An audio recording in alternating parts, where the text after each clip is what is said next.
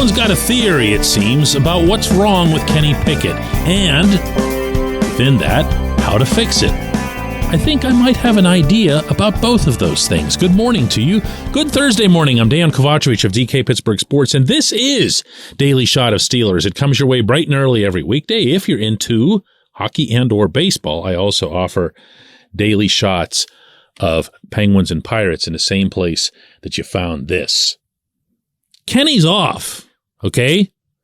We can all see that. You don't have to be some advanced NFL analyst. You don't have to study the film 100 times to see that plainly, painfully at times.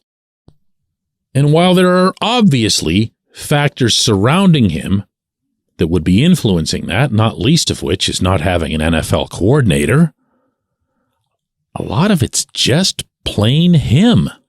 He's misfiring, he's misjudging, and he's just like nervous, you know. He's getting the ball and moving to his right and then going over to his left and then flinging across his body, and then he's throwing a ball that he's got no business keeping in play, and it doesn't look good, it doesn't feel good, it isn't good. Just on him. Just on him. But there's also this. Kenny's long showed a tendency to perform at his best when either the stakes are the highest or his back's perceived to be against the wall. This goes back to his time at Pitt, as you might imagine, and this includes the entirety of his rookie year, when every little thing he was doing, every little sequence in every little practice was being scrutinized, not by me and you, but by the people on the inside, by the coaching staff, by the evaluators, by the decision makers, by his teammates. And he handled that really well. Let's not forget that. Let's not rewrite 2022 just because 2023 is off to a lousy start.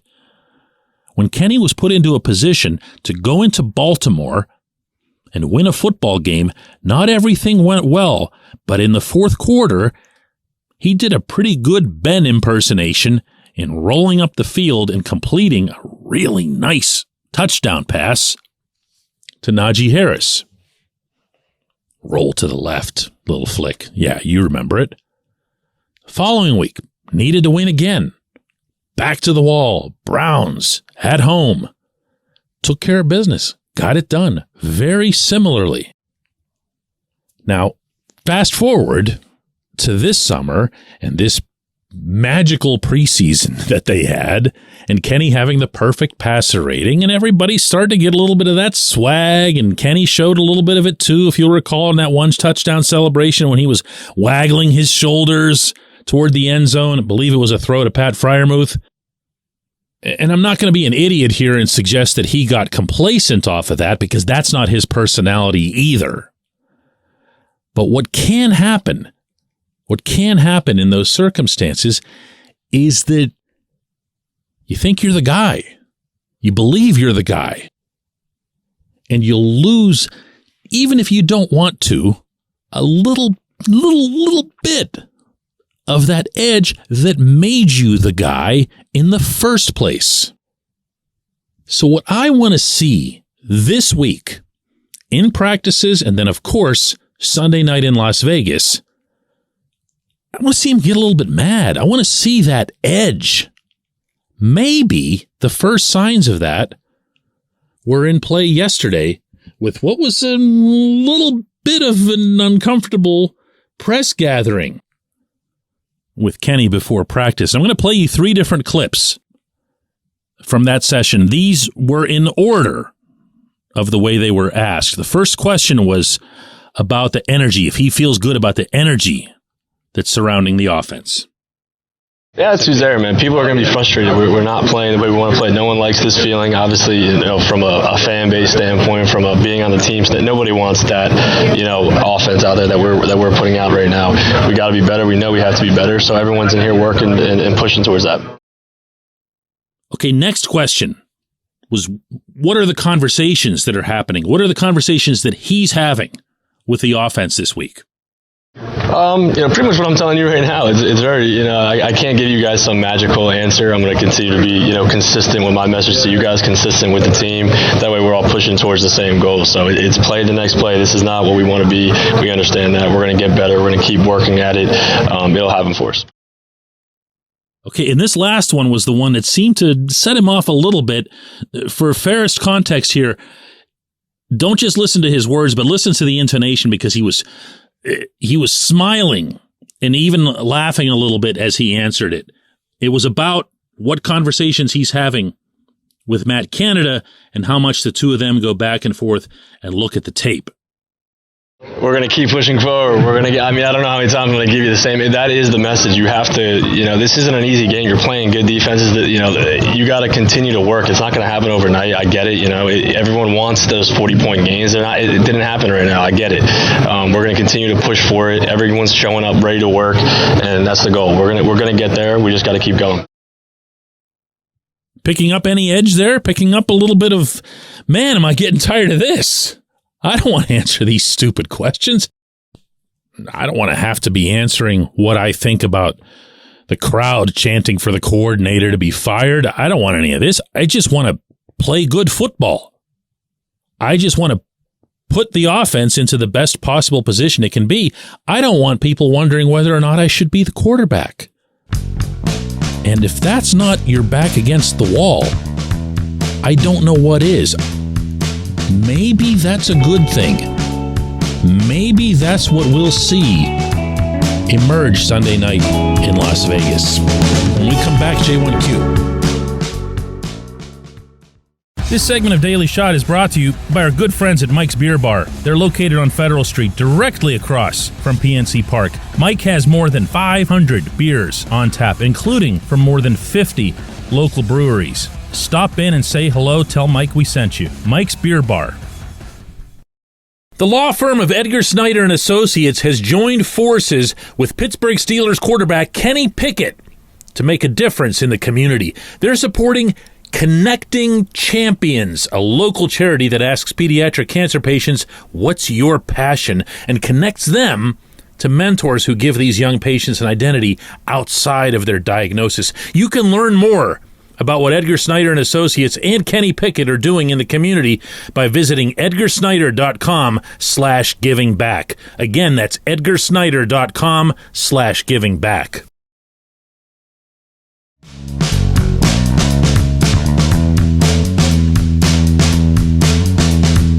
Today's J1Q comes from Evan, who says, "Hey DK, I love listening to your daily shots of Steelers and Penguins every day on my way to work. I'm hearing people accusing the Steelers of being a dirty team that has a history of getting away with dirty hits. I've seen many accuse Minkah Fitzpatrick specifically of taking a cheap shot on Nick Chubb that caused his injury.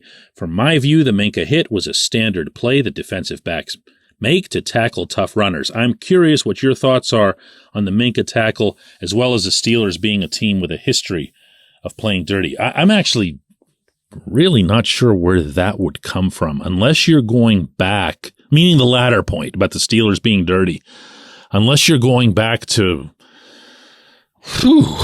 Mike Mitchell. Ryan Clark was a headhunter. Mike Mitch obviously was. These guys would go out there and they'd take you down. There were some accusations at the time that the Steelers were doing that methodically, and until they changed the rules, they did. Okay, but when you want to talk about trends, you got to come up with more examples than that, and more significant examples than that. And I don't know who anybody would even be referring to. So, presuming that's actually a thing, and I don't recall seeing, hearing, or reading people suggesting that the Steelers were dirty, that's pretty easily debunked. As far as Minkah's hit, you might not like this answer. I didn't like it. I understand that Chubb is a really, really hard guy to bring down, and I understand that that's twice a challenge for any defensive back, even one who's as good a tackler as Minkah is. But I have a stance, and I take this across all sports, that to an extent you're responsible for your actions regardless of the intent. I know that there are a lot of people in this debate and discussion right now who are saying, well, Minka's not that player. He's not dirty. He's not someone who has that reputation. And that's true. And I believe that. And I believe that Minka wouldn't have had any intent. I don't believe that Minka's going down there to take out Chubb's knee and to take out his career. I don't believe that for a split second. But that doesn't mean you're not responsible for what you do. And you're coming in sideways on a guy. You have to see that Cole Holcomb has him wrapped up, and you're coming in low.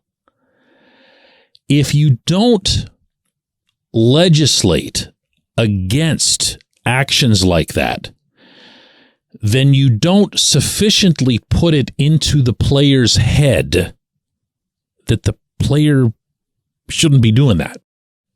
You don't create that natural, borderline, instinctive sense that this isn't okay. I can't be down there. I can't be tackling someone low. Now, the football purists and so forth will say, well, where do you want us to tackle? You took away the head. You took away this. You took away that.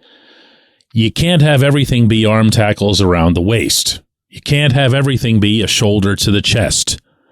And that's true. And I sympathize with the people who make their money on that side of the football, because increasingly they're being asked to do things that they didn't even do while they were growing up playing football, or playing it in college, or even playing it earlier in their own NFL careers. And that can be painful. In some cases, and I've already mentioned Mike Mitch, it can cost you the remainder of your career. Mike Mitch was out as soon as those rules changed. Did you notice that? So my answer to you, the best, most honest answer I can give you, is that I don't like the hit. I don't believe there was intent, but I don't like the hit. And I wish that the type of hit, same as all cut blocking, same as anything that goes low on the legs, would be legislated out of the game. And if that means fining people, if that means suspending people, okay. But I'll take that over losing a Nick Chubb to this sport. I appreciate the question. I appreciate everyone listening to Daily Shot of Steelers. Going to do another one of these tomorrow.